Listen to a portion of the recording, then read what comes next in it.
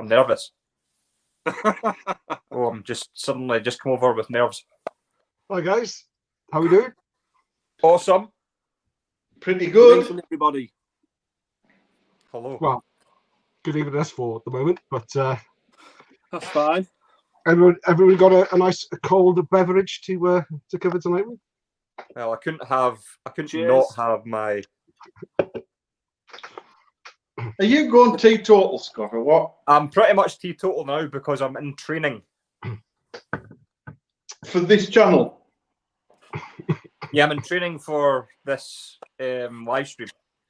Oh, well. No, in December, I think the first weekend in December, I have a taekwondo grading and I have a kind of very senior Korean kickboxing grading. So I've got to get some of the timber off and not drink, really.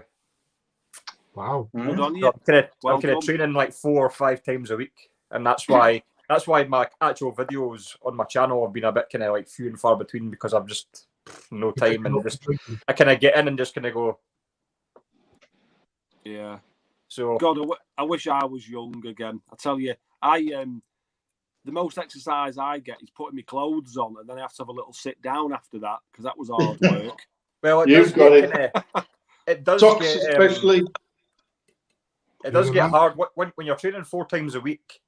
Putting your socks on in the morning does get kind of hard because you just wake up and I forgot how, because over lockdown it's not been as regular. I forgot what it's like to train 4 or 5 times a week, and you just don't stop being sore, really. I've been working from home for 8 months now. I don't have to put socks on. That's Well, amazing. Or pants You don't on. even have to put pants on. You know, like with you doing all the sort of the Korean kicking and what have you. I'm a bit ignorant to that, but when you get in, can you actually kick your socks off your feet? No. That'd be well impressive, wouldn't it? I know what you're My sock, North I wear Korean tight or socks. South Korean kicking you doing? Yeah. Just getting. Oh well, you know, nah, like, it's South Korean. You We don't want to Anyway. get into that. We don't want to Anyway, start wars on this channel. Okay, I know we can talk about socks and kickboxing all night long. We could. But, we've Black got socks, though. another great guest on tonight. Shall we bring him in? Let's do it. Let's do Okay. it. So, to those of you who are watching, thanks for joining so far. Yeah. We have got Dave Garnett from Onslaught. Hello. How you doing, Dave? How's it going? Thank All right? you, Dave. Welcome to Contacting Blood. Thanks for having me. Excellent. Thanks. Well, Thanks for taking the time to join us. That's all right. No worries. I am very well, thank you. Good. For this. So you're looking Yeah. pretty. You're looking pretty ripped. No, I'm not right now. Too much of this. I try to stay in shape when I can, but How have you been does- finding lockdown? It does Again. definitely look like the most rock and roll setting in the background, though, doesn't it? it's the You're light- just jealous of the hair. oh yeah, it's a wig. It's all right. Me and Mark are just not. We're just not happening. Like No. It used to be like that years ago, but that was a long time ago. It's on its way out. It's getting thinner as I get older, so I'm hanging on for dear life. Yeah, yeah. I think Absolutely. mine started going about when I was about 24. You know, you start kind of you're gelling your hair and you're kind of going try to hide the scalp a little bit. Sometimes you just got to pick up and just whip it off, haven't you? Aye, that's it. When I was going thinner, I had a little point where I thought, you know what, I'm going to try and hang on to what hair I've got and grow it a bit. And Never a good idea. I started to grow a little bit, and then one of my mate's girlfriends said I look like Andy off Little Britain. Yeah, I want one of them. Devin Townsend pulled off for years. That was it. The minute I was told that, it was shaved off, and that was it, never to be seen again. Yeah, you get to a stage where it's just embarrassing, really. I had a guy. I was at a football match, and I had a guy. One of my mates was standing behind me, and he said, "I've just been staring at your scalp for the last 45 minutes, just looking down on my scalp." And I was like, "Right, that's it. I used to go now. It's just getting ridiculous." So how have you been finding? How you been finding lockdown, Dave? I've been busy, like just with work and stuff, really. So it's just it's getting a bit boring now.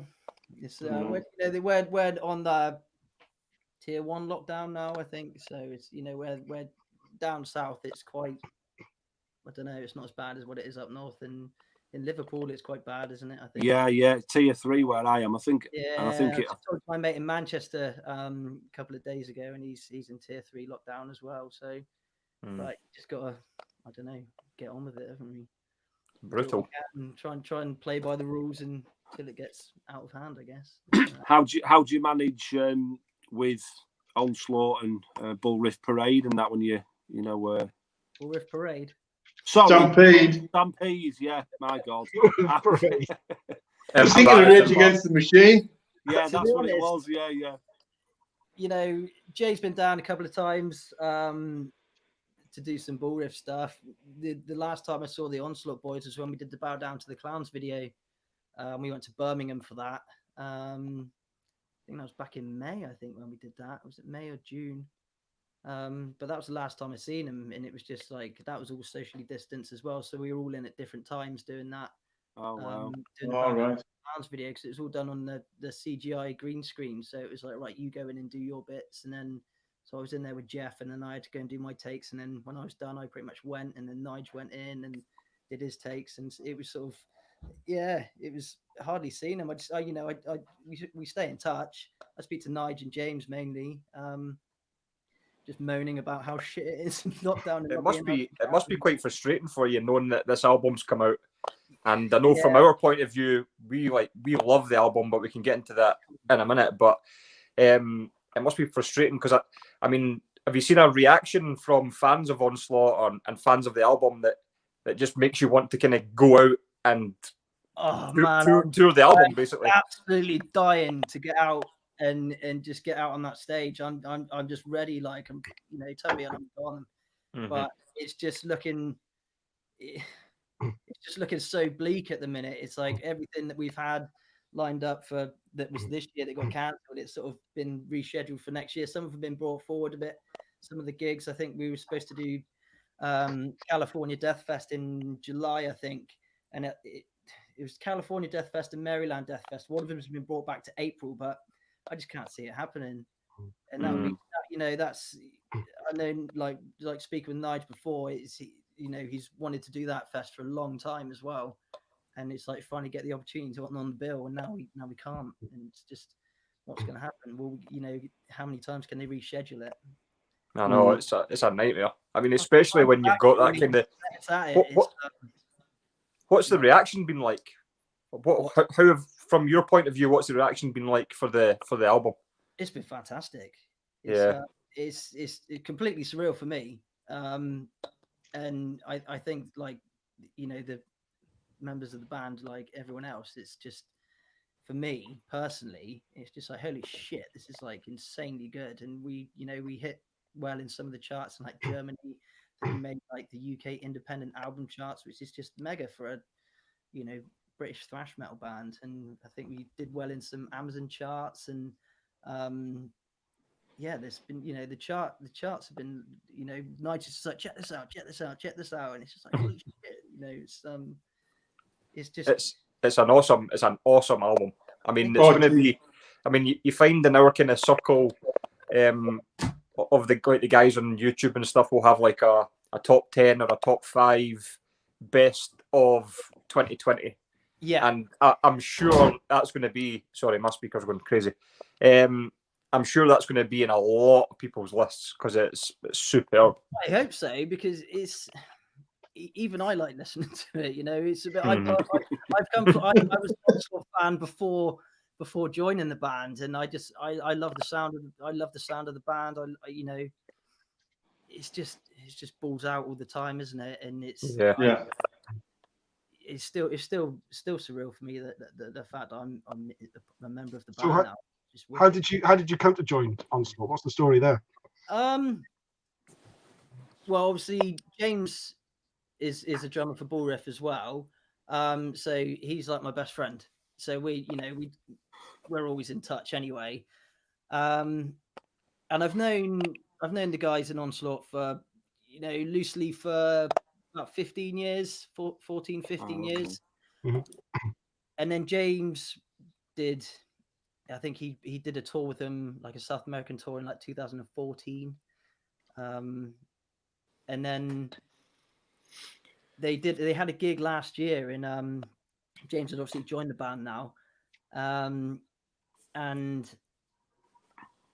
they had a bass player to stand in for Jeff because Jeff was going on holiday at this it was Summer Dying Loud in Poland, and it was actually Rod from Bullriff they asked to do the gig, and he for some reason at the end he couldn't end up doing the show, and I got like a last minute call, can you play bass for us in Poland? And it was like, holy shit, like I hadn't even got a bass guitar, I don't even own a bass guitar. But it was, it was quite sort of, it needed like someone to stand in because no one wants to cancel a show. Yeah. So I borrowed a bass off my mate, the most metal bass I could find, which was like an 80s BC Rich Warlock, which was beaten to hell. But I tried to get the sort of like the same bits and pieces that Jeff uses to try and get the best sound. And I just come down into my room, just spent days and days learning as much as I could. Went and did went for a rehearsal up in Bristol, one rehearsal, and that was it. Went to Poland, had a wicked show, got to know the guys a bit better, really being a fan of the band as well. I was just like asking Nigel all these questions about anything I could sort of like pick up at the time with, it's just, and then it did that gig. Me and Nigel stayed in touch anyway, just because we get on really well. And then I was at work one day and James just messaged me saying, can you like, do you want to join Onslaught? And I was like, holy shit, what? And it's like, yeah, like Si's left the band. Wow. And I was just like, what the fuck? And we talked about it, and we fired some emails back, and because I couldn't just like say yes on the spot, although I wanted to, but there's just stuff at home, I've got family and everything, and it was just like, it's a big commitment, it's a big band. They don't fuck around when it comes to touring or anything, they go hard all the time. So I had to sit down with my partner and talk everything through, and we thought, can we make this work? And it was just like, yeah, and it was, I committed to doing the album, and they said, right, okay, here's the tracks, and get the familiar. And then I got a message from Nige saying, any chance you can do a show for us in Sweden? And that was like, fuck. So I had to learn like the old stuff as well before the old set, and it was I didn't really know much about what had gone on at the time. It was just such a whirlwind of everything had just happened so fast. And we went to Sweden and did a show, and it was crazy. And that was sort of how it all come about. And so now I'm in the band. Amazing. And we're locked down, not being able to do anything. Like, I know that's the worst thing, because you kind of joined the band, you've made this awesome album, and you can't do anything with it. Yeah. We had no one's heard us play it live. Not one song. It's like, that's mad, isn't it? Perfect Day to Die, which they were doing with Si before, anyway, which we re-recorded. But that was all people was going to hear of Generation Antichrist until we go out on tour, and like everything got cancelled. So how did you find the recording process? Did you have any? Were all the tracks already written, or did you have any? It was done. It was everything was done. It was vocals were already demoed. Wayne had done some vocal demos, just like vocal patterns, like something that, because him and Nige just sort of like fired ideas.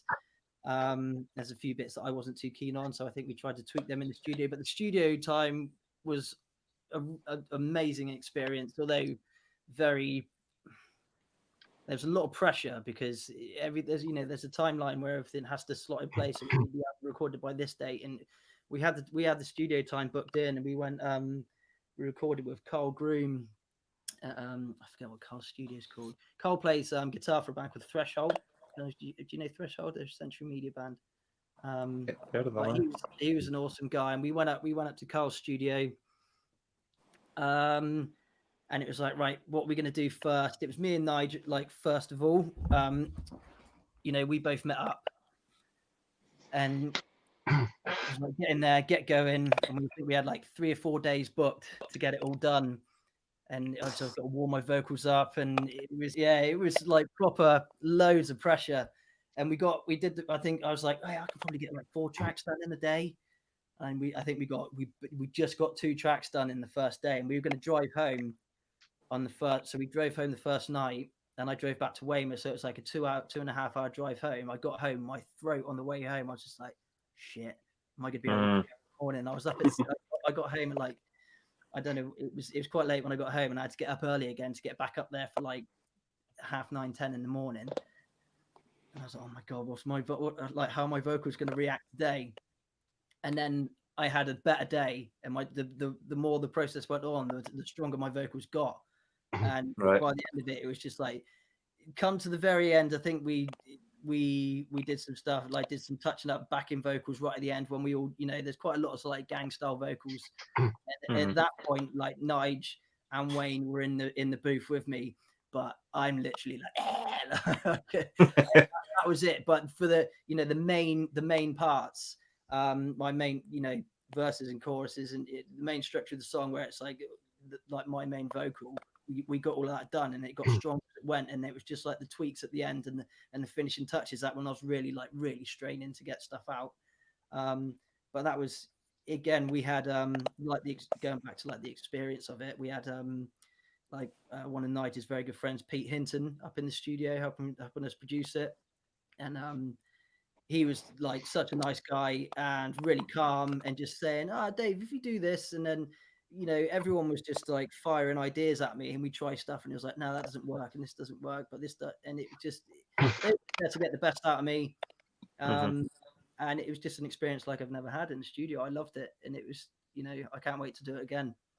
That's an amazing story, actually. I mean, absolutely. There was a few, like you say, everything was written apart from there was like a couple little lyrics that Nige didn't quite have how he wanted them. So we sat in the hotel one night, and I got to work with Nige Rocket from Onslaught, writing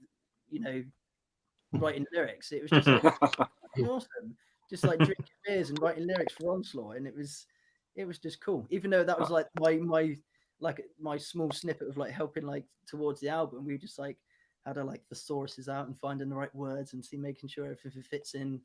And but I'd like to get more involved on when it comes to start writing again, I think. That's awesome. Like, it must be quite an amazing feeling to, like you say, you're a fan of Onslaught, you're a fan of the band, and then the next thing you're kind of there and you're thinking, and there, you've got Nige Rocket asking you about, what do you think about this, what do you think about that? Yeah, totally. We're like, amazing. We're really good friends now, and it's we talk like most weeks, and it's not always just about work. Onslaught, we talk about, like, because we both sort of do the same sort of work as well, and it's we just just chat about all sorts of shit, really. But I've my old band, my very first like band that was like that I actually wrote original music for, used to support Onslaught when they used to come down this way, and that's how sort of like first when I used to be in a band called Plague, which we formed from like 2003 to 2007, and when they came back with the Killing Peace album, they did like a secret show in Weymouth, and they didn't come down as Onslaught, they come down, I think they called themselves Metal Forces. All right. Yeah, and they come, and that was like a warm-up show, and then they come back again. I think that was 2005, and then 2006 they did. I think they went to. I think Jay spoke about it when he went on tour with them and crewed for Nige and did all his guitar teching. They did a warm-up show in Weymouth, and I actually found the lanyard for it when we did the nice. Nice. 2006. There's my band, and the band below it. That one. So my band's Plague. I can't use where's the bloody camera. And the band below it is called Archaic Arcanum, and that's a black metal band that James used to drum in. So that James, now the drummer for Onslaught, we both supported Onslaught back in the day, like 14 years ago. I think we're both in Onslaught. It's fucking mental. Funny how things come about, but yeah, they used to. It is, isn't it? So if you, oh, sorry, no, you carry on. No, I was going to say if you'd met them sort of 15 years previous, were you in contact with the fellas out of Onslaught during that period, or was it kind of? No, not really. It was just sort of we were supporting Onslaught at the time. It's like it was fucking cool because I like Killing Peace, the song Killing Peace.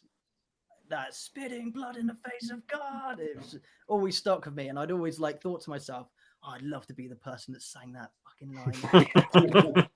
And yeah, now I've done it once. Yeah, now you're there. I remember it's the first time, and it's just like, fuck, this is cool shit. It's amazing. It's thrash metal, but it's good thrash metal, and it's it stood the test of time. Yeah, I think it does. I think thrash metal does, doesn't it? There's very rarely an album you hear that even recorded in the late '80s that sounds old. Yeah, it's one of those genres that certainly stands the test of time. Yeah, definitely. It's but I just think they've I think this sounds really fresh. This album. I was just saying to the lads before.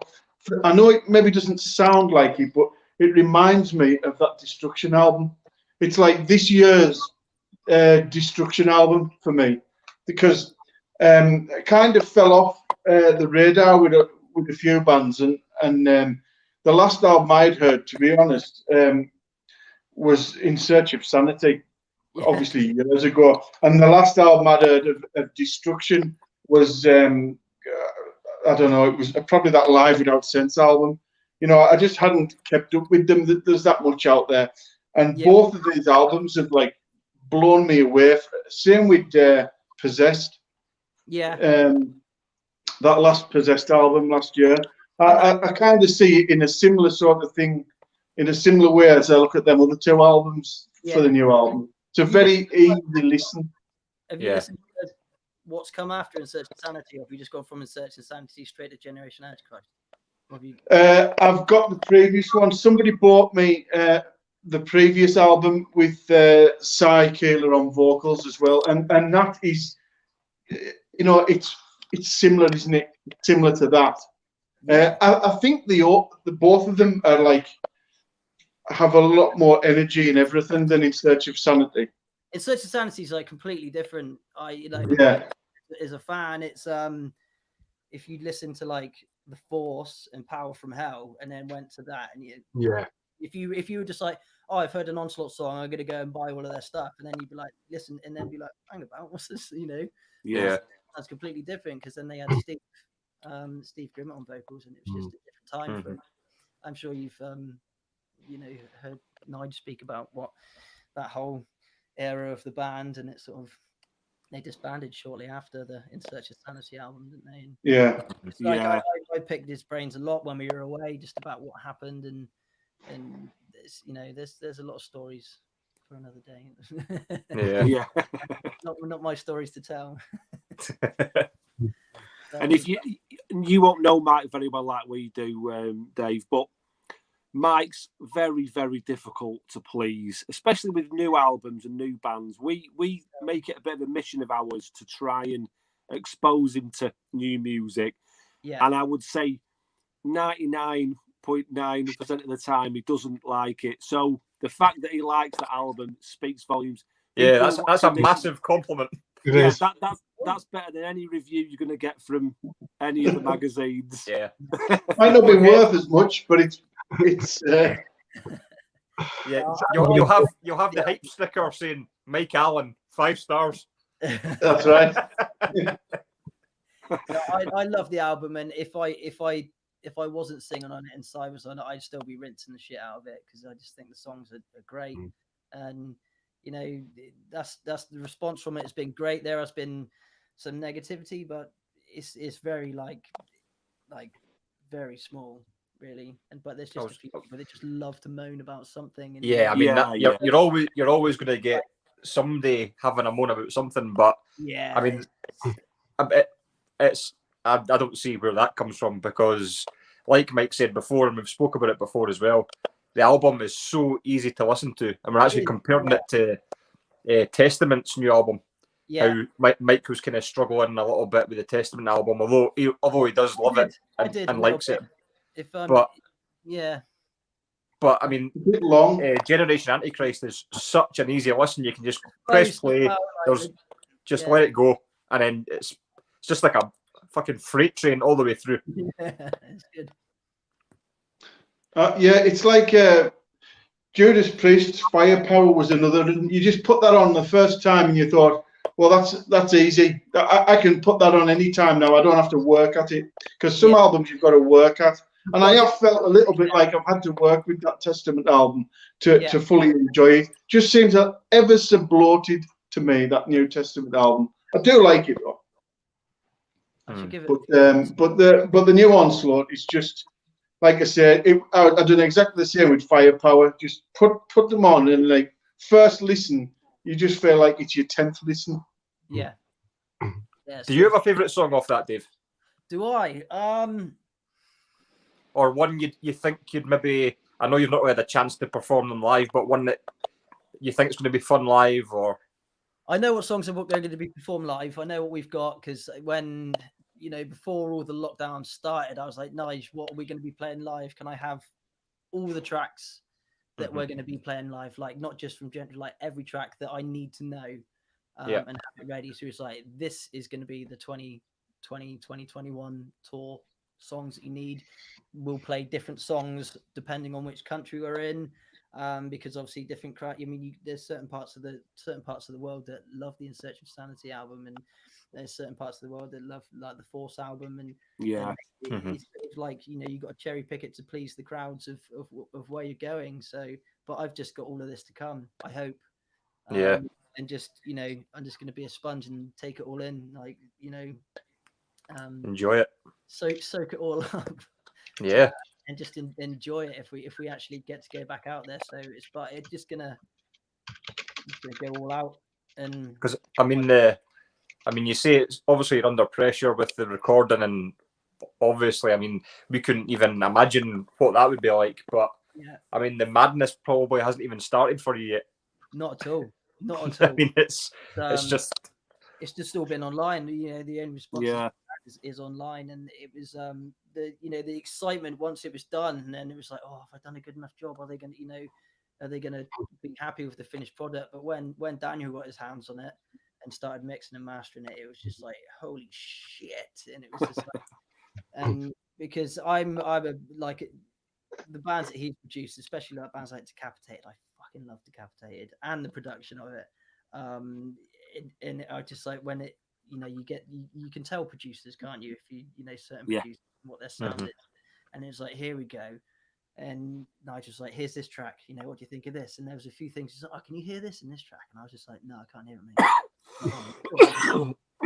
It was just like every little fine tweak, making sure that everything was sort of like ironed out and perfect. And when it was like the final mix, it was just like boom, fucking hell, start to finish. And there's a few nice things coming from that album as well that no one's heard yet. So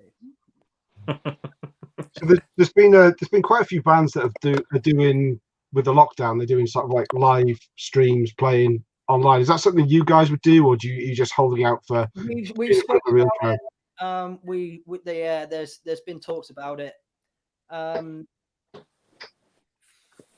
I'd like to do it. I just want to get together with the guys and have it, just jam at some point whenever we can, whenever we're all allowed. But I think Wales are locked down again, so Jeff can't. Jeff's like pretty tied down at the minute.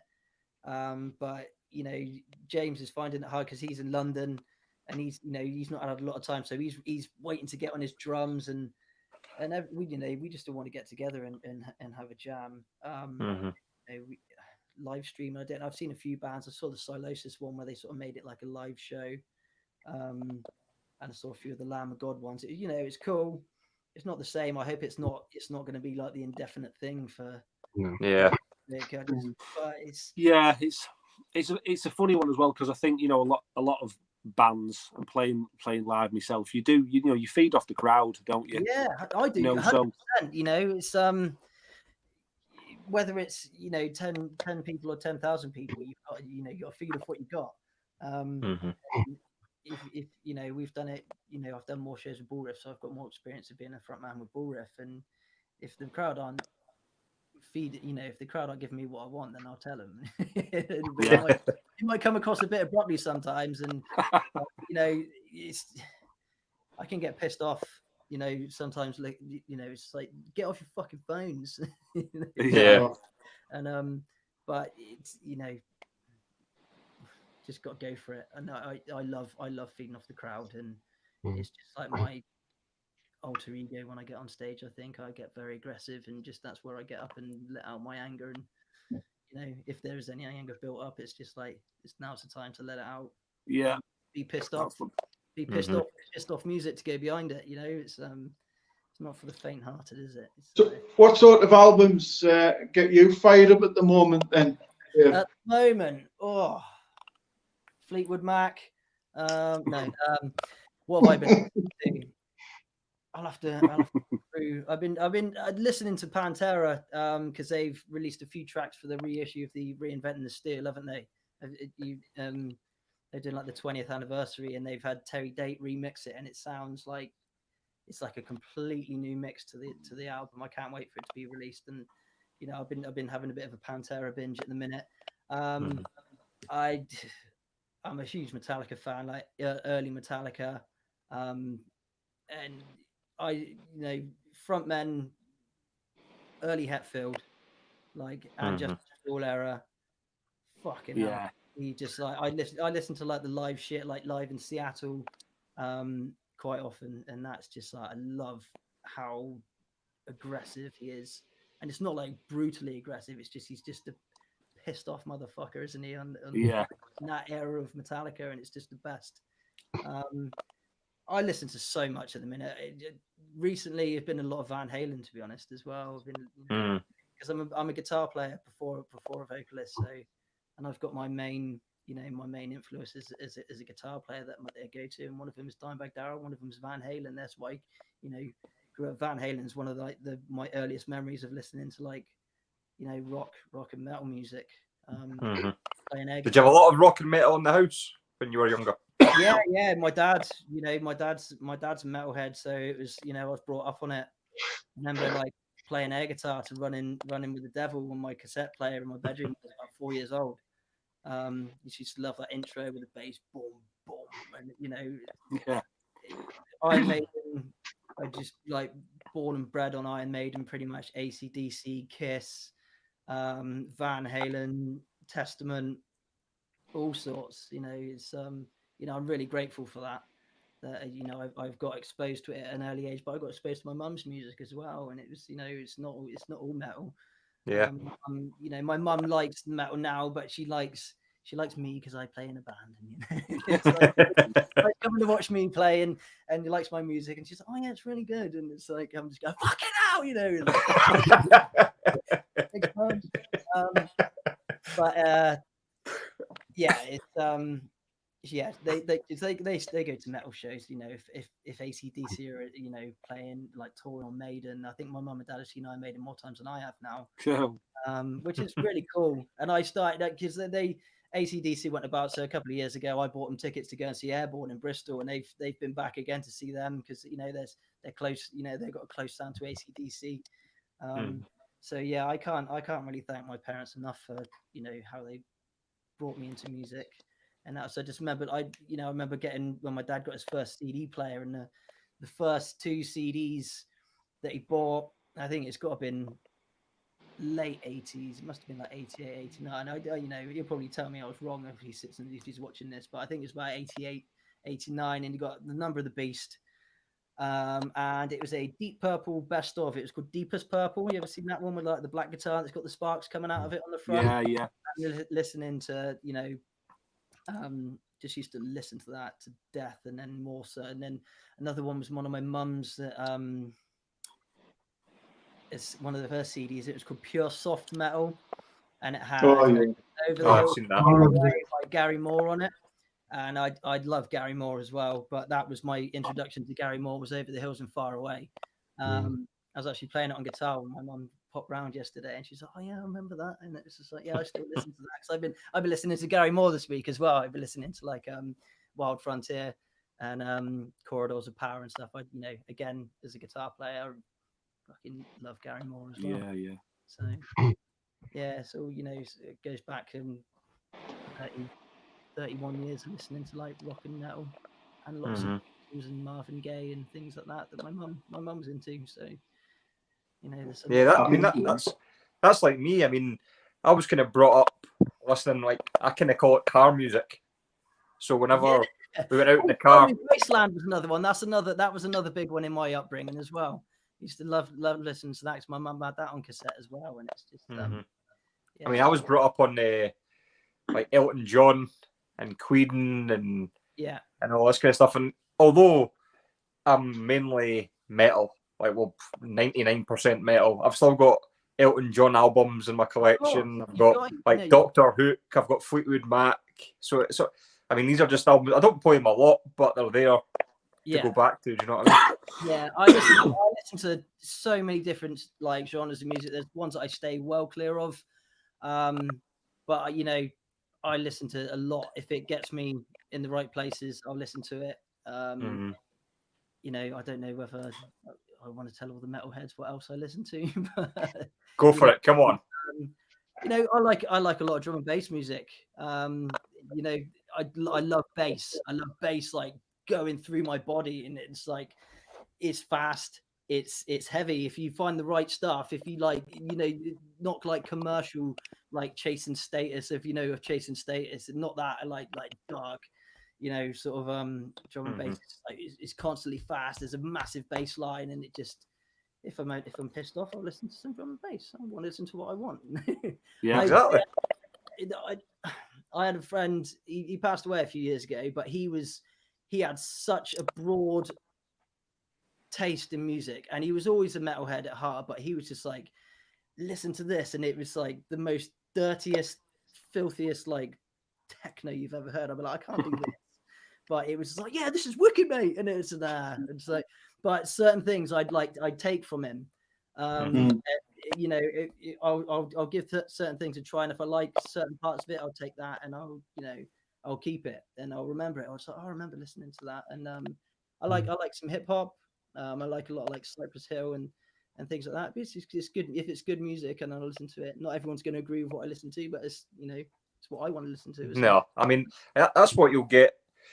Everyone, and that's the thing about music. Everyone's taste is going to be different. Whether you all like metal, it all branches off into different things. I'll always be like back into. It'll always be metal for me, but you know, sometimes if something catches my ear, and I'll be like, I'll find out what that is. I'll listen to that. Yeah, I mean, metal. I think for us is like the mothership, but you all go off into different directions. I mean, I listened to a lot, even when I was younger. I listened to a lot of like musicals. Yeah, and I just like the kind of the performance of a song from a musical. Do you know what I mean? But although I don't listen to that all the time now, I still kind of dive into that now and again. Yeah, it's cool. I like listening to film scores. Yeah, me too. Listening to it through because I like my films as well. And certain films, I was like, that's a wicked soundtrack, and it's you know, films can be shit, but they can still have a good soundtrack as well.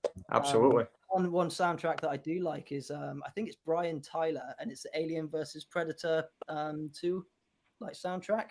It's a terrible film, but it's you might disagree. I think there's better Predator films than AVP 2, but the soundtrack is wicked, and we actually used it. One of the tracks is an intro to our gigs one time. I don't know if it was in Bullrip, it might be my old band, but you know, you can pretty epic stuff if you got the right. Yeah, when we were first doing Enchantment and gigging, we used to use the theme tune to Children of the Corn, the theme tune, the music for the start of Children of the Corn, because that music, it evokes an emotion, doesn't it? You know, it's I've always been a metal fan, and I think.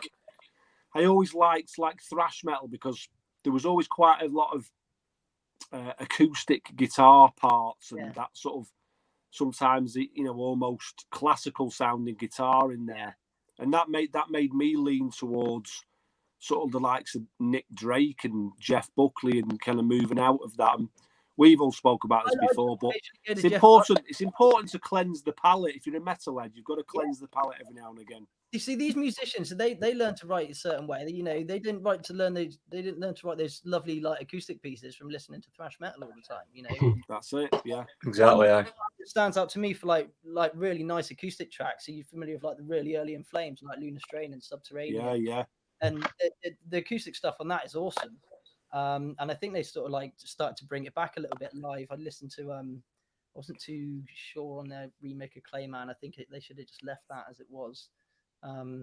But yeah, they're fantastic musicians, but that didn't stem from just listening to metal constantly. Well, you listen to Alex Skolnick on The New Order and his guitar, and it's a jazz-based guitar player. He's a jazz musician as well, isn't he? So that's some funky shit. You can hear it. You can hear it, can't you? Yeah, definitely. He's a fantastic guitar player. He's he's just another level. So but I mean, that's the thing you always, like Mark pointed out, you've got to cleanse the palate. I mean, I'll go through a phase of I'll just listen to thrash. I'm kind of coming to the end of that phase just now, but then I'll go and put on like a hair metal album. Yeah. Something like totally commercial that I just want to like jump up and down my bed to. Yeah. Yeah, and then I'll go, right, now I'm going to put on jungle rock. We used to play a jungle rock cover in my old band, from the Dead and Buried album. It was Psychotic Cremation, I think it was. Yeah, fantastic. I've got to smash your head with a rock. Lyrics. But I think going from like flipping from one genre, although hair metal and thrash are still metal, they're very different. And I think if you stick on a hair metal album and then stick on a thrash metal album, you're not, one album is not blending into another. Yeah. It's like you really kind of reset, and then you go back into the thrash metal album and go, I'm hearing this a little bit differently. Yeah. So you've got to have those kind of different styles, I think, to keep everything a bit fresh. Yeah, for sure. Say going through phases, being a big Iron Maiden fan as well. I'll go through a massive Iron Maiden phase where I'll just rinse it again for like a month, and I'll listen to everything, all of my favorite stuff, and then I won't listen to it again for like 2 years. And then it'll be like, right, it's Maiden time, or it's like Metallica, I'll go on like a Megadeth binge or something, and it's just like binge on those bands for a little, but everything else just sort of like sits in between it. And like I'm always on the lookout for new music. And yes, I'm a Spotify user, but I use it every day. I use it at work without fail. Like most of my music I listen to is when I'm driving, and if I like it, I'll buy it. That's just how I'll do it. If I find an album and I like it, I'll purchase that album, and one of my things is like every Friday or when an album's released, I'll go to new releases and see what's out. And it's like, so yesterday I listened to the Rage and Speedhorn album, so that was I'll give that a few listens before I think, because I had it in the car and it was, you can't. I'd rather sit at home and give it a full listen or with my earphones in, so I can, But it was a pretty good choice. So. What format do you collect the most when you buy music? Vinyl now. It's I've got a pretty big CD collection, which is all boxed up just behind me actually. But I inherited my dad's record player, which is a really I've got it. I pre-ordered my own album. Did you get a signed one? Signed by me. No, I inherited my dad's record player, which is a real nice piece of history for the family as well, and it's a very it's a real top end record player for its for when it was made. It's like a 70s deck. It's a Lynn Sondek LP12, and there's a company based in Salisbury called Name Audio, and that's what my amp is, and it's it's pretty special. So it was my mum and dad redecorated their living room, and dad packed it all away, and it was up in the loft for like 10 years. And I was just like, I found all of my old vinyls because we used to go to car boot sales and pick up like Maiden and Metallica records and stuff. This is when that, you know, it wasn't big again, and you could pick up like records for like 50p, and I've still got like some of the car boots that were like stickers on them, and it's like, shit, I wish I could buy this album for like 50p now, but it's like 35 quid somewhere. And I was just like, Dad, what are you doing with it? And he's like, ooh, you know, he knows what it's worth. And my mom was like, let him have it, you know. And yeah, because it was just going to sit there.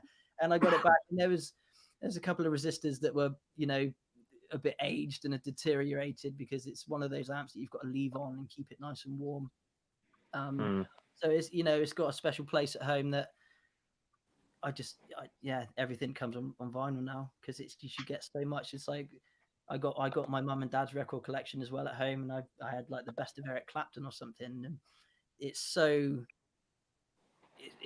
clear you wouldn't believe it. And it's like, it's before everything's like remastered and they cut out all the little nasty sounds. And let's listen to like Layla, and you can hear, like, it might not be Eric Clapton, but it's a member of the band like coughing in the background, and it's just like, you know, that's before. It's like everything's now released on like 180 grams, and if I can get the original copy, I will. But some stuff you've just got to suck it up and buy like the re-releases, or because some of it is just, I can't part ways with the cash on some of the stuff that I want to get. And it's, if you go on like, do you guys use Discogs for like hunting down stuff? And I mean, you're preaching to the choir here. Yeah, I mean, you know, it isn't. I mean, us four plus all the some of the people who'll be watching this just now. Like you say, you wish you could just walk into a record shop and buy something for a couple of quid, but some of the albums you're looking at now, especially some of these kind of like maybe rarer 80s stuff, especially coming into the early 90s, mid 90s. I mean, you're talking 3 figures, easy. Some of them are, yeah. It's just ridiculous. I mean, even finding record shops is hard enough these days. I mean, Scott and I up in Edinburgh, we've had at least 2 or 3 local record shops shut in the last couple of years, and it's getting harder and harder to actually find. You know, other than like HMV, you're not going to find anything affordable in there. Just really astronomically priced in there as well. I went to HMV some point last year, and I was like, I'll have a flick through the vinyl. I was just like, I ain't, you know, they're like 40 quid for a record. It's for a re-release. And there's I go to Phil's Vinyl Vault in Weymouth, and he's, you know, you go in there and he's always got one of his mates in there, and they're just having a beer and, you know, just talking about records. It's wicked. I was in there yesterday just flicking through, trying to find some stuff, and they've got like new and sealed, and then you've got like the old stuff, and then you've got like, you know, it's all categorized really well. I picked up quite a lot of stuff, and I picked up some Onslaught records in there, and I think I picked up like the new Death Angel album. I've got that, and I've got some Sugar and stuff. Yeah, there's some good you know, if you find the right people that are really actually passionate about what they sell as well, then you know, he goes away on like fairs and trade fairs and gets stuff in, and he's like, if you want it, I can get it for you. And he's like, I'm going abroad at some point in the year, and, you know, let me know if you want it. So I want to get like some of the original presses of the Pantera stuff, Olga Display of Power. And my partner bought me the Great Southern Trendkill on vinyl for Christmas last year. And do you know the song Floods? So at the end of Floods, there's this beautiful piece that Diamond wrote when he was like a kid, and it was like the main focus of the song. It's like this real echoey, it fades out, and they cut it off. It's not on the not on the record. And that was, I listened to it like in anticipation to hear it through my record player, and it wasn't there. And then I went online, and there's people like absolutely furious online that they cut it off, and it's like, why would you cut off like the best part of the song? Not the best part, but it's a nice, you know, it's a nice outro to the song, and you know, I play it on my guitar all the time because it's wicked. I hate it on reissues where they remaster and they put it on vinyl. They'll put it onto double vinyl, and then they'll change the order so they can fit it on, and it annoys the hell out of me if I know an album really, really well, and all of a sudden the songs are in the wrong order. Yeah, that they did it with Flotsam and Jetsam, Doomsday for the Deceiver. The order's wrong, and it's kind of I don't want that album anymore. Now, Andy, this isn't about your irrational behaviour as a collector. You do know that, don't you? I think everything's about our irrational behaviour as collectors. I was messing around yesterday because I've got my record player only plays 33s. So I've got a Iron Maiden picture disc, which is of it's shaped. It's the Clairvoyant. Oh yeah. Okay, yeah. And I've got that, and I played that. And if you want to hear Maiden like from the Seventh Sen era, but with Blaze Bailey singing it, put it on, put a 43, and I was just like, holy shit, this is weird. I bought Surgical Steel by Carcass. Where, you know, I just bought like a load of records from and I didn't check like what speed it was played at, and I put it on. I was like, I love the intro to like Surgical Steel. It was wicked. And I was like, I can't remember it being this slow when I listened to it, and then I looked at it, it was like, so I was just like, Jay, have you got this? Do you want this? Because it doesn't work on my record player. So, but he's being a Carcass fan as well. So yeah, he likes his heavy stuff as well, doesn't he? Oh, he's fresh to the bone, but he does dabble in all sorts of other stuff. It's, we had plenty of drunken nights headbanging to like Meshuggah and things. So yeah, it's yeah. I think it's a bit of a metalhead thing, really, is the physical format. You know. Yeah, definitely. I've not got any friends, even friends who aren't big collectors. They still do have a bit of a collection. Yeah. You know, talking about being irrational, I can listen to stuff like you do on Spotify, check it out. But if there's an album coming out, I can listen to a bit of it, but I almost need to save myself until I've got the physical format to be able to play it all the way through to fully like enjoy what I'm listening to. Yeah, for sure. Yeah, I know what you mean. I pre-ordered the re-release of the Pantera one actually, and I messaged Jay the other day, and it was just like, do you know about this? And he was like, nope. I was like, listen to this, and I was like, I've just pre-ordered it. And he's like, I'll probably do it now. And I realized that I pre-ordered the CD, and it was 30 quid. I thought that's got to be so it was like 30 quid for the CD. Wow. And that's released. I think that's released on Friday, but the vinyl wasn't released until January, so I had to cancel the order and pre-order it. So I look forward to getting that. That sounds really good. Nice. Yeah. 30 quid for a CD. Yeah. That's mad, isn't it? That is mad. You get the blown up artwork on a vinyl as well, so you get to like look at all the the stuff you got. Yeah. Oh, exactly. I mean, that's a major part of it. I think it's not just the music; it's the artwork you're paying for as well. Oh, definitely. I mean, when you look at these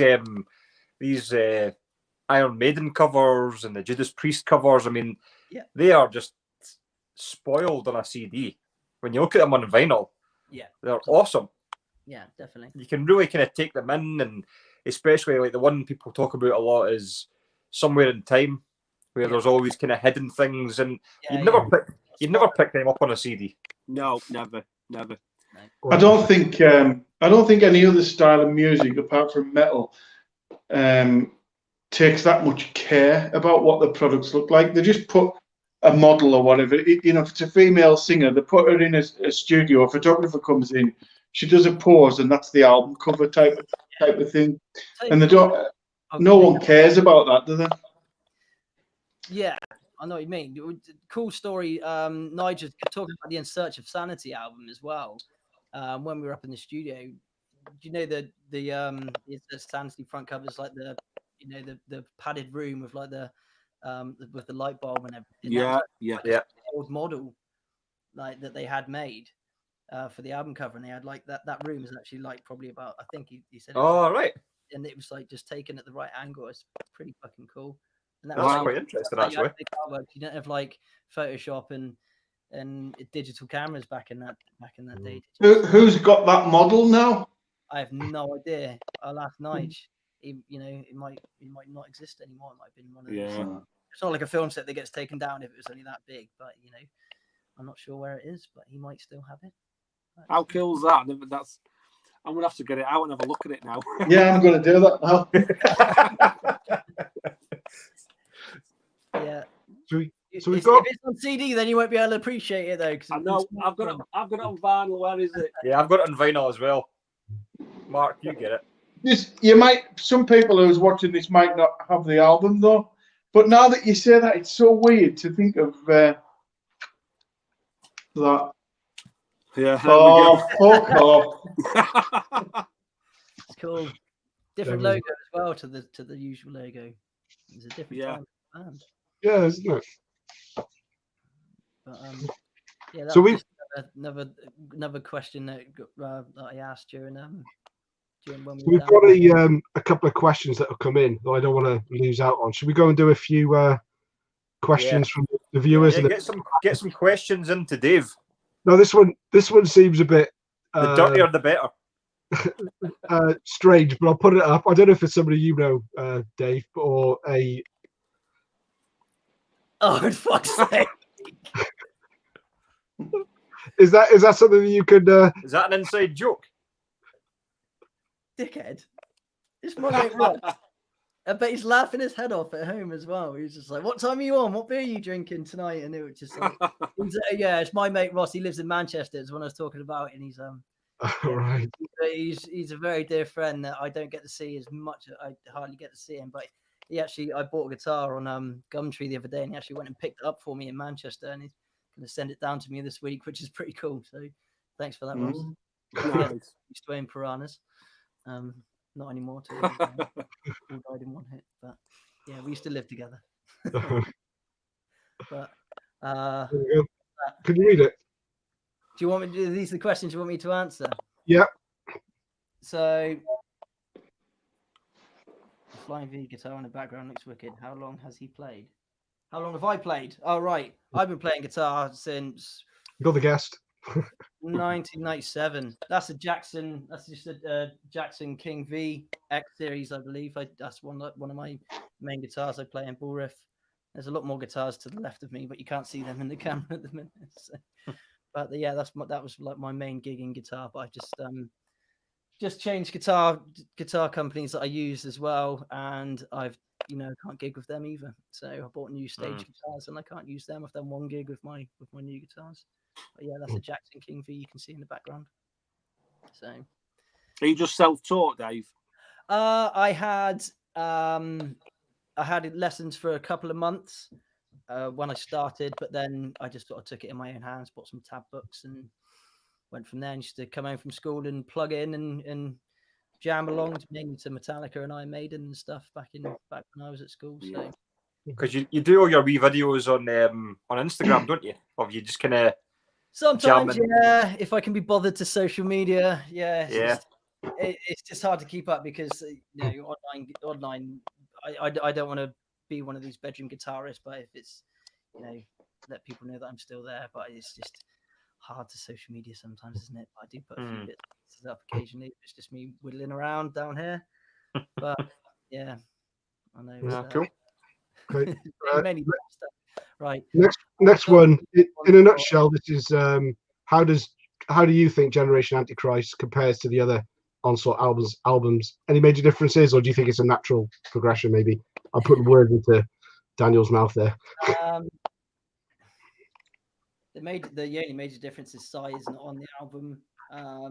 So it's going to be a different approach. It was finding the sound, because I think that was like what Nigel was mainly concerned about was. I'm not going to sound like Sai, and I said I'm not going to try and like replicate Sai's voice, but we'll see what we can do. And that was what you hear on the record is what Nige and Pete and Carl in the studio got out of me, because if you have heard the Bull Riff stuff, that's not how I sing. That's not how I sing on the other stuff, on the Bull Riff stuff, and so that was just like, it's new for me to sing like that. And one of the frustrating things is I've been doing a lot of vocal practice this whole time since we've done the album, because I need to be ready at hand again. Like if we do end up doing like a live stream or something, I need to be ready because I've never sung these songs with a band. It was literally in the studio. I've done one gig where I've sung previous songs. And my vocals, my voice is the best it's ever been, I think, right now, and I can't share it with the world unless I do. Yeah. And it's really frustrating because my vocal cords have strengthened up. I can't wait to do more. What if we like the next Onslaught record? What's that going to bring? And there's a Bull album that's going to be coming out at some point, so we're going to hopefully get some different styles on that. And I was quite surprised myself at the range that I can go to, because I love the guttural stuff. Like I love my death metal, and I do have my death metal influences, vocalists, that I love the sound of their voices, but I love Si's voice as well. Which is one of the reasons why I love the sound, I love the production that Onslaught give, and I think the Sounds of Violence is probably my favorite album. Just again, it flows really well. The songs are fucking badass. Born for War just makes the hairs stand on end on my arms every time I hear it. And now although I love hearing it with Si singing on it, I can't wait to get out and sing the old stuff live as well. But I can get those high notes now as well. I've been working really hard at it, and it's I'm gonna make the song. I'm not gonna change the previous stuff, but I'm gonna make with my make it your own kind of. Definitely make it put your kind of stamp on it, I suppose. Exactly, because when we spoke about it, one of the first things I said when John was like, "I'm not Si Keeler." Yeah. He's such a nice guy as well, and he's kind of like an influence as well, like vocally. I think he's got such a range on him. It's just I've got a range as well, and that is what you're going to hear. I can't wait. I absolutely can't wait to get playing live. Hear it. I want people to see. It is. Everyone's.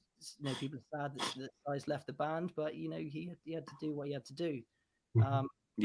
It's my time now. It's that's a good attitude to have, because I mean you could easily go in and try and replicate Si Keeler, but I think you'd get more flack. It's a very unique voice as well. It's like it's hard. I think you'd get a lot more flack for that though, rather than somebody hearing you sing for the first time doing your own thing. I mean, you will have these people who will be like, "Oh, but he's not Si Keeler." Do you know what I mean? Yeah, but I'm not Si Keeler, am I? Well, exactly. So if you actually try to go in and basically replicate him, I think it wouldn't. It's not the right way to go. That's karaoke, isn't it? There's reviews that come through, and the reviews have been really positive towards my vocals. And there was a good review that came through the other day, and it was a good review, but there was a couple of times the same mention I'm trying to emulate Si's voice, and it's like that's not the case at all. It's just how my voice sounds, and I'm comfortable with how my voice sounds. And I'm not trying to sound like Si. You don't hear me hit any high pitched like screams on the album, but that is probably the most notes vocally I've ever hit on a record. It's, and some of it was really hard, and it's some of it's quite dulled down, but there was a couple of points in the album when it was like, just give it a go, and I pulled it off, and it was like, nice. If we did it now, if we recorded the vocals now, with the practice I've had, I would have found these ranges to be easier, because it's like I've seasoned my like vocal cords now a lot more, and you need to stay on top of it, because otherwise the thing is I get carried away. And if I get excited on stage, then I'll forget about if I'm playing guitar and I get excited, I can't just start playing harder, because I'll snap a string, or I'll bend my string so that it sounds out of tune. But if I get excited when I'm singing, I'll sing harder, and then my vocal cords tighten up, and then I haven't lost my voice before. But I have lost my voice after playing a show before, because I get so excited when I'm playing live. Hard not to let the adrenaline take over. I used to drum in a band, and if the gig was going well, and or you'd have a couple of favourite songs. I used to have favourite songs that we'd done and favourite moments where I used to look forward to them coming up.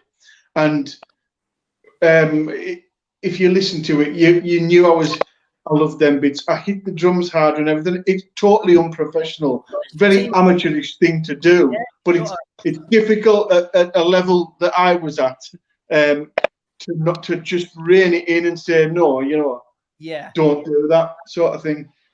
It's now with when I'm not going to say when we get touring again, the tour schedule for me is going to be.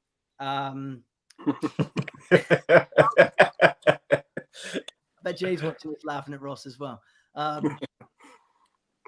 It's with the extensive touring that's coming up. it's going to be different for me. So I can't get excited every night and be like that. My body language has to do a lot of the work as well, and I need to control my vocals. I need to sing the next night and the next night and the next night. Yeah. There's these metal vocal tuitional DVDs by a lady called Melissa Cross, and it's called The Zen of Screaming. And what she talks about is you don't have to like choke your vocal cords all the time. She said it's all in the facial expression as well. It's if you look angry when you're singing it, then it gives you that that impression that you are going harder than you actually are. But I can make like a death metal growl without sort of looking like I'm trying. I'm not going to do it now. Especially Ross, piss off. I'm not doing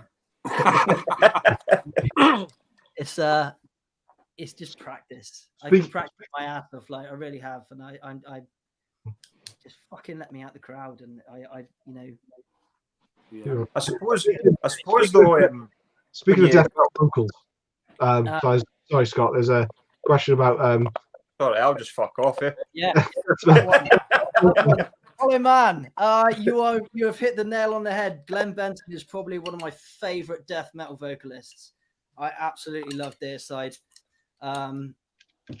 He's Corpse Grinder. I love him as well, but you can hear what Glenn Benton's saying more, especially on like Overtures of Blasphemy and In the Minds of Evil. They are fucking. I like things like Scars of the Crucifix and but the newer Deicide stuff just gets me, and I really like Cattle Decapitation as well. They're fucking phenomenal. He's got some really interesting vocals going on that, hasn't he?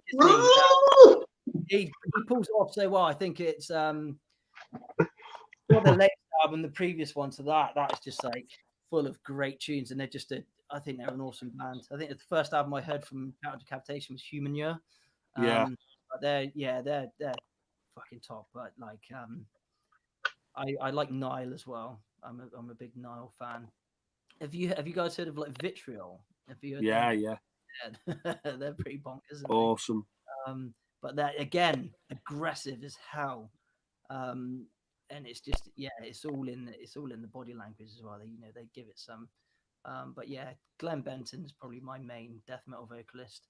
Not so much death metal but Devin Townsend and Strapping Young Lad era. He's pretty phenomenal. He's one of my favorite vocalists of all time, mainly for Strapping Young Lad. I kind of lost interest because I saw them before when I saw Strapping Young Lad a couple of times before they split up, and then I got into all his other stuff like Ocean Machine, Physicist, which is pretty much a Strapping Young Lad album in my eyes. He's done some pretty wacky stuff. That's when he did the four concept albums. Oh right, yeah. In Kai and it was a Deconstruction, and then I got into it again. But then I've just lost track with Devin, to be honest. It's but I just love it. I love it when he was pissed off, especially on the Alien album. It's like I know he hated that era. Like it wasn't a nice album for him, but for the listener, that is that's some aggressive music. But yeah, I do like my death metal as well. But have you heard that Ultimas album from last year with David Vincent and one of the guys from Mayhem, and I can't remember who else it is. There's three of them. Ultimas, absolutely fantastic. I can't think what they call what band the other guy's from, but it's it's the Morbid Angel singer, David Vincent. Yeah. To me, he sings on the best Morbid Angel albums. Who's the singer for I Am Morbid? Because that's they sort of that's Dave Vincent as well. Yeah, I Am Morbid. Yeah, they played in Sweden when we played, and we were talking to Tim Young, the drummer, me and James, because he plays for I Am Morbid, and we were chatting and drinking with him to the early hours over in Sweden, and nice guys. But we didn't meet David Vincent. I think he was because they weren't playing that night. But I think Tim just come to see people and have drinks and drink this deer blood, whatever it was, reindeer blood. It's like a local beer called Reindeer Blood, and it's made with actual reindeer blood. Really? disgusting. It was it's cool because it was metal as fuck, but yeah.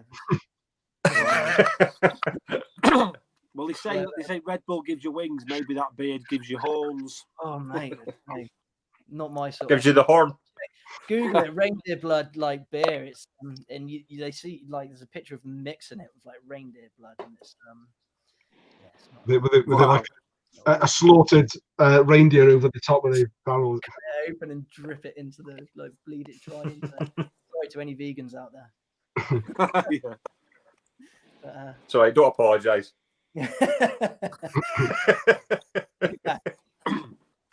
So tell us more, Dave, about you said you managed to play one gig with Onslaught.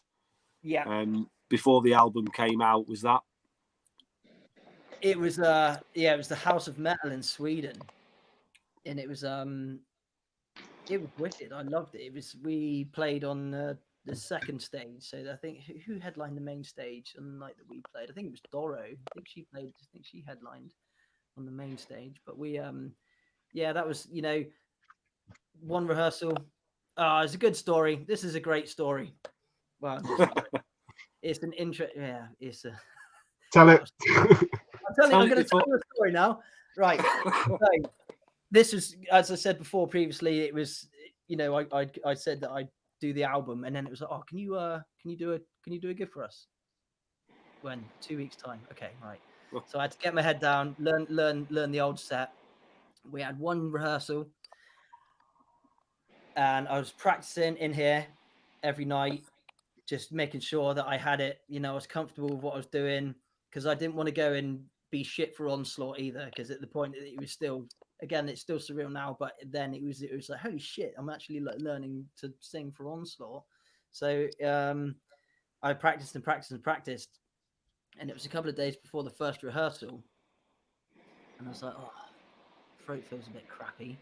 And I woke up one morning, I think it was on a Thursday. No, it was a Friday morning. I think we were practicing on the Sunday, and I woke up and my partner's called Rachel. I was like, Rachel, I think there's something wrong with my throat. And it was like really, really bad. And I was like, shit, the bed. And it was so sore. My throat was swollen. I couldn't eat anything. I was like, shit, I got playing, like rehearsing 2 days.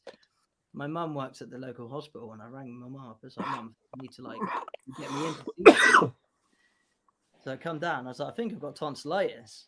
I don't know if I told the guys this in the band, actually. I know I told James, but I'm 35 years old. I've never had tonsillitis in my life. Never. Not once. I've had sore throats, but I've never had tonsillitis. And my mum's like, yeah, come down. So I went down to A&E, and took one of those lights, and they got my tongue out and looked down my throat, and it's like, yeah, you've got really bad tonsillitis. And I was like, it's like, what? She's like, what do you want to do about it? I was like, well, can I have some medicine? And she's like, do you want antibiotics? And I was like, yeah. And she said, what? It's like, because that apparently it goes away after a couple of days. And I was like, well, I'm going to a concert next week, so I need it to be cleared up. She goes, you going to watch? Are you perform? I was like, no, I'm performing. It's like, it's a big deal for me. And I had antibiotics, and I had rehearsal on the Sunday. And I was shitting my pants because I was like, fuck, this is I committed to this. And I get out there and be like, oh, sorry, guys, I can't do it, because I've got tonsillitis. And I took these antibiotics for 2 days, didn't really talk on the Saturday. Sunday, I loaded up with Vocal Zone, Lemsips, throat pastels. I was drinking, hydrating as much water. I was driving up, warming up my vocals as we got there. And I got to the rehearsal studio, and we had it it was a stage, we had the big production room. It's like a stage and everything, so we could get everything right. And Wayne was there, and I was like, all right, we had a chat, and I was nervous anyway, because I was just about to sing for the first time. Yeah. They never heard me open my mouth. I demoed a couple of tracks for him, but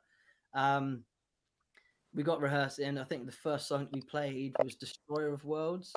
So it was quite a slow paced one, and I was like, right, it was all right. And it was just clearing up. The tonsillitis was clearing up. So it was the gig was on the Friday, the following Friday. So I had time to recover. And I did recover, but there was something at the back of my throat. And it was like a little tag or something like tickling in the back of my throat for ages. And right before the gig, I could feel it there. It was like something I needed to swallow, but I couldn't. It wouldn't go away. It was like I thought, if I damaged my vocal cords by practicing singing so much, and I was worried that I was just going to like hit a note and it would just like my vocals would just, that was it. And we had a packed out room of like 600 people, I think was a cap, and it was overflowing. And I was nervous anyway. And so I was just like pacing around, ready to go on. Nigel was setting up his gear. James just like, he was setting up his gear. Wayne was ready to go. Jeff was ready to go. And James forgot the intro tape or the USB stick for the intro for the gig on it. And he was like, "Oh, Dave, can you go and get that for me?"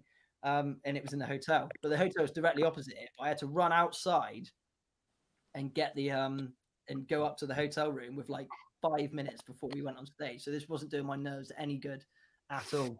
And managed to get the intro tape, but bearing in mind it was like minus 15 outside as well. So I was just there in like my cut-off shirt, like in a pair of jeans, and like freezing my bollocks off. So my vocals were warm, and I was thinking the cold might affect my vocal cords and everything. And I was really worried about this little thing tickling at the back of my throat.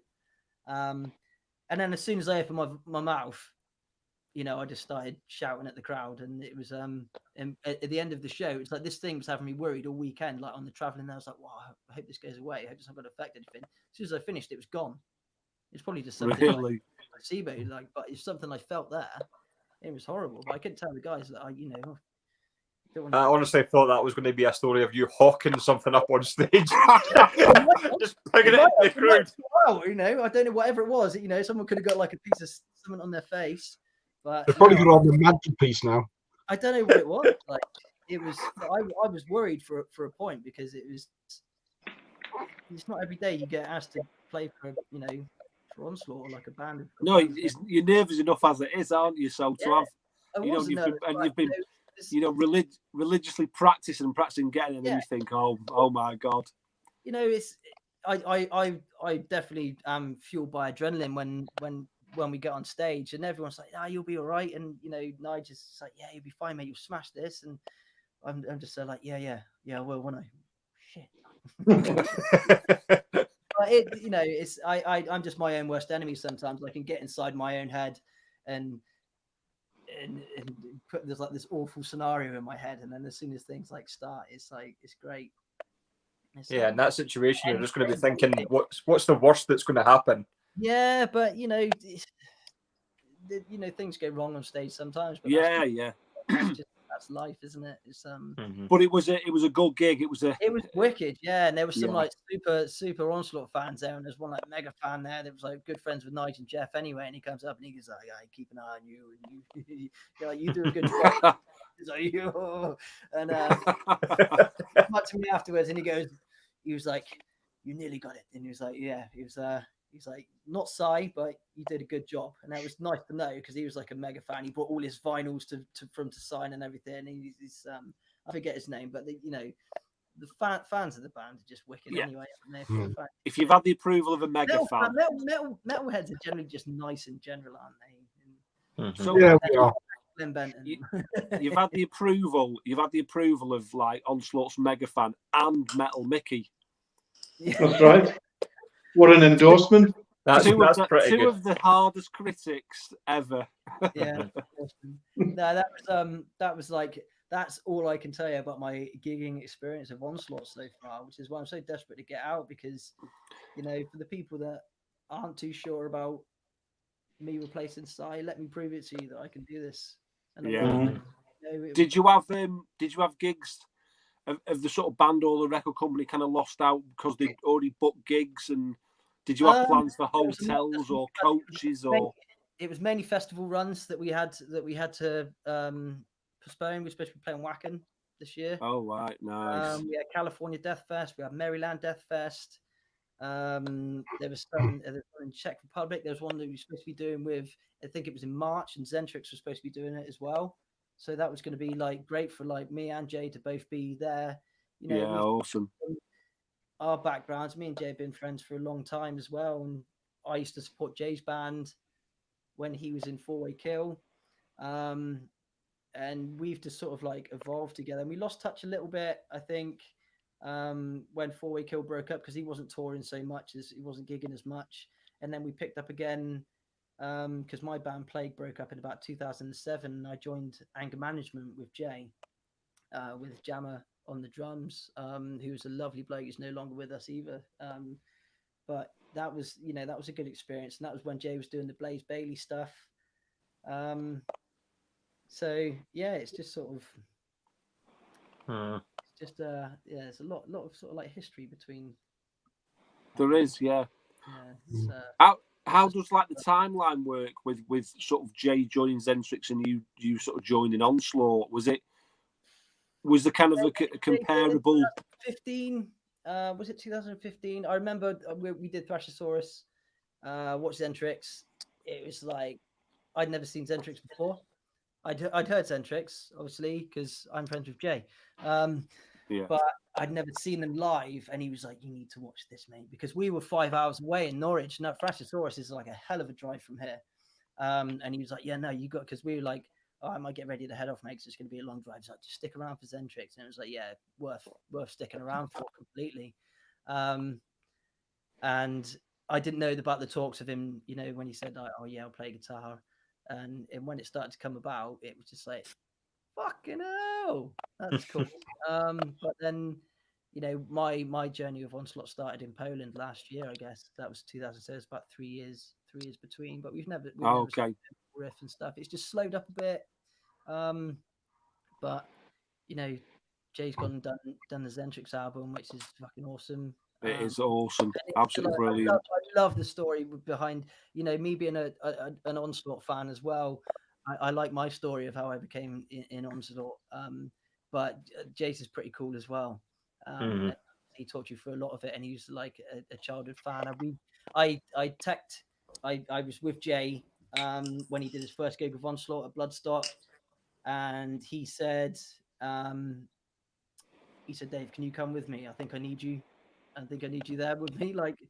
And I was like, "Yeah, I come in." We stood stage side, and I teched for him, and I used to tech for him when he played for Blaze as well. Actually, nice. We went away, and I used to get all his guitars set up for him, and I'd actually run on stage once before and rubbed a muscle rub on his forearms for him once because he seized up and his hand locked up, and he's like, he didn't know what to do because it was pretty cold, I think, the gig, and his fingers weren't working as they should, and we had to come up with, I was rubbing like much deep heat in his hand, try and help him. We went to like Switzerland with Blaze and stuff, and got a bit of experience with them as well. Seen a bit of life on the road with them, and then during that time we started writing for stuff for Bullriff, and that was just like loosely doing stuff, and we just basically I used to drive up to Jay. We used to drink, write metal, laugh at how awesome it was. Some stuff, it's just the chemistry between me and Jay. We've had our ups and we've had our downs, and we've the second album that we did really killed us. Nearly broke us up because it was so stressful. It was as soon as we get on stage together, it's just like the chemistry's there, and it's that's awesome when you can do that. And he's such a workhorse as well. He really busting that. Same as Nige. I've worked with like these two great musicians, and I've seen how they work, and they work differently, but they're so dedicated to the cause. And sometimes, I mean, if you're not constantly doing it, you sometimes get, you start to feel a bit like anxious, and it was and then as soon as you get back on stage and you start doing it again, it's like that's when the magic starts to happen. And like I say, we're like sat doing very, I did a very small contribution to the lyrics with Nige, but I really enjoyed that little bit of time. But when me and Jay get rolling, when we get going, it's fantastic.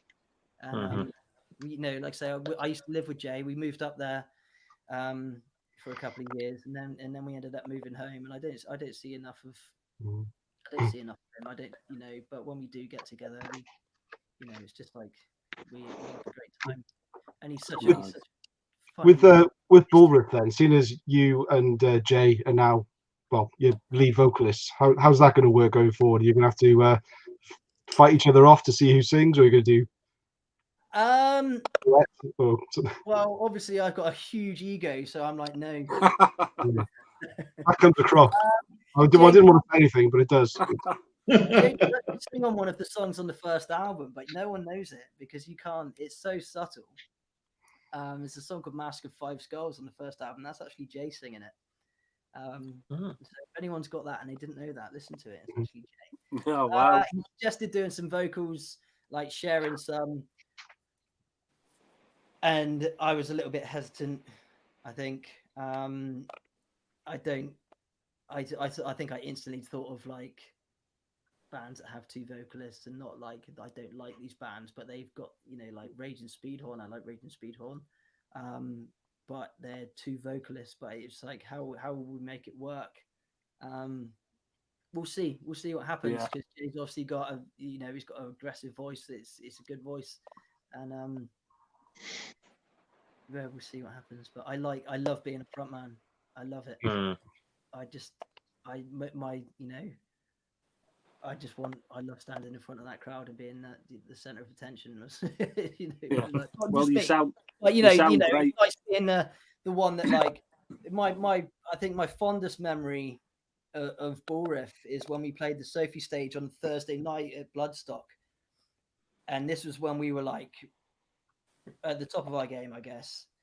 And that we had the crowd in the palm of our hands, and it was just like it was amazing to have the crowd like chanting and singing, and it was something else for me because I've played some really awesome shows and some stuff that I'm really proud of, but for the likes of like the guys in Onslaught and Nige, and he's done the world however many times around, Jay's done world tours with Blaze, he's played to these crowds that have been like putty in his hands sort of thing, but for me,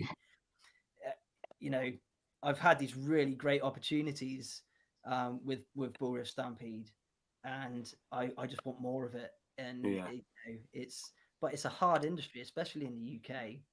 It's a tough industry to crack, but it's overseas is where it's at, like most of the time, But it's I can't. But then if it was easy, it wouldn't be that fun, would it?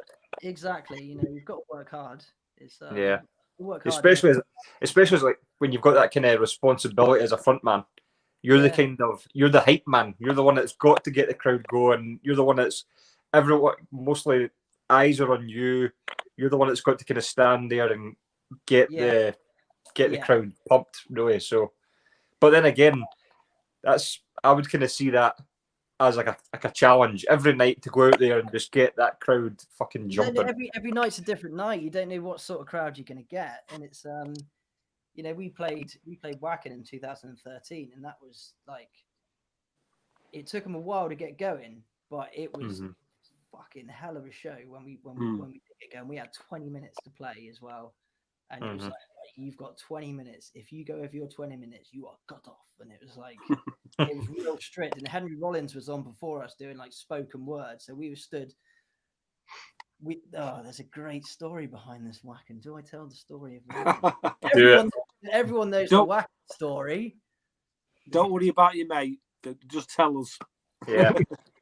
We won't tell anybody. The Wacken story. Most Bull Riff fans know the Wacken story, right? So we played Wacken. It was the Wacken Metal Battle. So we were representing the UK in the Wacken Metal Battle, and there was bands from all over the world, and they had a 20-minute slot to play. And every gig, like every time we play, I restring my guitar, make sure all my gear's right, and we were getting ready to play, and we had to wait for Henry Rollins to get off doing the spoken word, and then it was like, right, what amps do you want? And they're like, what drum kit do you want? Do you want this amp? Do you want this amp? Because we couldn't take our amps over, we just had guitars. And we were all setting up, and I'm pretty snappy getting my stuff set up, so I did my vocal mic check, and my guitar was in tune, I had it all ready, and then there's Rod, our bass player, and he's playing his bass, and he's like, it's just like, sounds like a fart. It's like, oh, something's not right here. And he had a brand new, the bass amp was brand new. It's by a company called Mark Bass, a shit hot piece of kit. It was, and it was like, it's not working. It's like, tried your other bass, and it was like, oh no, it all sounded like complete ass. And he's like, it's not working. And tried all his leads, and then we tried, and they brought out this new bass amp, this brand new bass amp, and it was like they literally like unpacked it there, and it was like we're flapping around like shit, we gotta get going. And I was like, Rod, have you changed your battery in your guitar and your bass? Because we have active pickup. He's got active pickups. Yeah, I did it before we left. All right, okay, so it's not the battery then. Oh, it's got to be like the amp or something then. And we got something exactly the same. Just sounds like a wet fart. And he's like, you got 1 minute. And I said, give me your bass. So I got his bass and I opened up the back of it and I had to get a screwdriver to take in.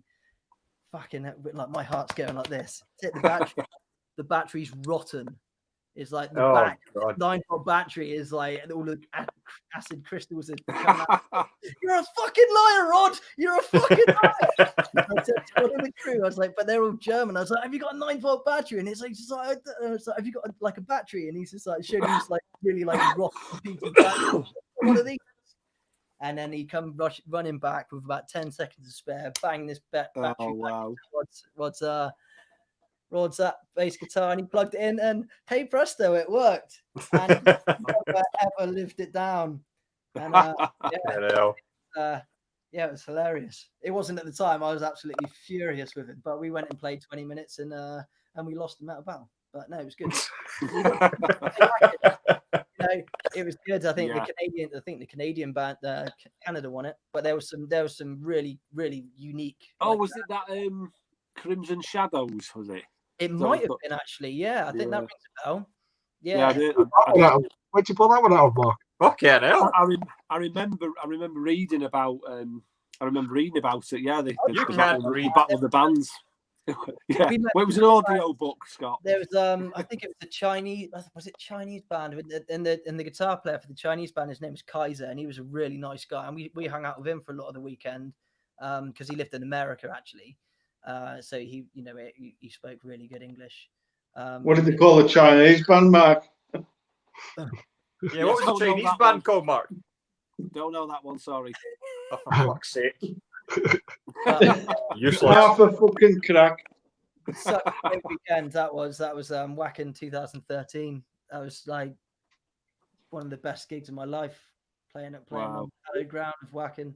Yeah, and this year with Onslaught, and we would have had I think we were supposed to be playing on the Wednesday night, so it's like you got the one stage, and we would have had a captive audience. We would have had pyro. We would have had everything. Mm-hmm. So, and I had it all written in my diary and all logged in my phone of when all these dates were, and every time I was just at work, and it would flash up saying, "Today, Wacken open air," and it's just like, fuck's sake. Fuck. Yeah. It'll come though. It'll come. It'll come. That's right. So it's amazing. Just fucking let me have I know. I mean, it just goes back to that whole thing about just like you say, just getting your voice like on point, and you've just got obviously all this like, energy building up for this album, and just be awesome to catch you guys live and actually doing this album, because it'll be awesome. The one that we were hanging on for was Damnation. That was the last one to get cancelled, so that would have been up your end anyway. And that we, I was just, please Damnation, come on, and they held on. They held on as well, but I think they just had to call it in the end. And we've been rescheduled for that one next year. If it happened, it's in November. Let's hope all this shit fucking blows over. Yeah. But yeah, I don't know what to believe. Fingers crossed. Yeah, I hope it does. I mean, I think it's the same for a lot of bands. They've just put everything back by 12 months, haven't they? Yeah, everyone's trying to do something. Everyone's, we spoke about releasing. Well, I not me personally, because Nigel's obviously got, he's the Grand Master, and he knows what he wants, and a lot of bands postponed or put the dates back for the release of their album, and we saw bands like Testament still putting out their album, and Lamb of God put out their self-titled album, and it was just like, fuck it, let's do it, let's go for it. And it was a good time for people, because people need something to listen to. So people need something to That's right. Yeah. If everyone cancels, you don't know when they're gonna. Oh, I'm looking forward to the new Evil album as well. That's yeah. That's all done and dusted, and they got cool. And that should be so. Yeah. Well, I hope I hope things do work out, because off the back of that album and the way people have been talking about that, I just think the next natural thing is for people to want to go and see you playing that live. Yeah, you know, it's going to be a show. It's going to be a good show. Absolutely, yeah. Like I say, I want to, prove to the, the strong, the solid Onslaught fans that I can, I'm a worthy replacement of Sai. And if I go in unsure, then I'm dooming myself from the start. So I'm going to go out there and say, I'm going to bring it. So totally. That's a great attitude. You've certainly got the confidence, so I'm looking forward to seeing you when you come up this way. Hopefully, confidence, especially now. It's like I spend too much time sort of like criticizing myself, and I'm ready for this. It's an opportunity that I've been given, so I'm gonna take it, and I'm gonna fucking do it. Definitely run with it. Enjoy it. Well, I think we're at time, guys. So I want to say, Dave, thanks. Thanks, fantastic, absolutely great to have you on here. Been great. Some of the stories, absolutely superb. Pretty much, Definitely. Get out and buy the Onslaught album. Yeah, please get out, have a listen, and wait to see me fucking come out, kick some ass. And thanks for sharing your time with us, Dave. Really appreciate it, mate. Really appreciate it. We'll have to share a drink together when we're all allowed to be in the same room together. Absolutely, and Jay, of course. Absolutely. Oh, he's a laugh on the booze as well. So we had we all like a drink. So it's sounds like a great plan. So we had a good time chatting with him, and he spoke very highly of you. So we were looking forward to speaking to you as well. Thought it's perfect. Yeah, brilliant, cool. Thanks for having me on. Okay, right. Cheers, Dave. Cheers, everybody. Dave, thank you. Take care. Thanks, everybody.